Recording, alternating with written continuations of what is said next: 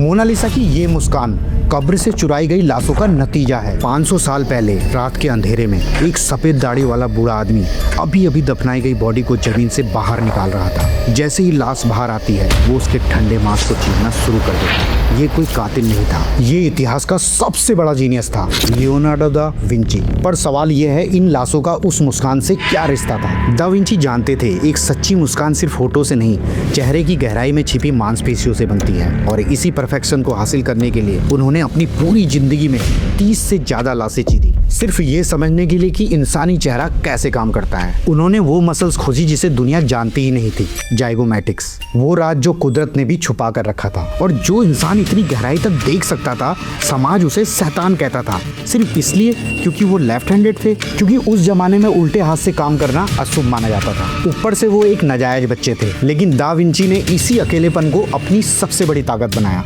जब दुनिया ने दरवाजे बंद किए, उन्होंने खुद को एक नई दुनिया बना ली। इसलिए उन्होंने अपनी खोजों को मिरर कोड में लिखा ताकि उन्हें जिंदा ना जला दिया जाए। सोचिए जरा, ये बंदा तब हेलीकॉप्टर रोबोट्स के नक्शे बना रहा था जब बिजली का नाम तक नहीं था। एक तरफ पूरा यूरोप उनकी तारीफ कर रहा था और दूसरी तरफ वो अंदर से टूटते जा रहे थे। और ये टूटन उनकी जिंदगी के आखिरी पलों में सबसे साफ दिखी। कहते हैं उनके आखिरी शब्द थे, मैंने खुदा और इंसानियत दोनों को निराश किया है। सोचो, जिस इंसान ने मोनालिसा और द लास्ट सफर बनाई, वो खुद को एक फेलियर समझकर मरे और हम उन्हें 500 साल बाद भी याद कर रहे हैं। तो क्या फेलियर असल में फेलियर होती है?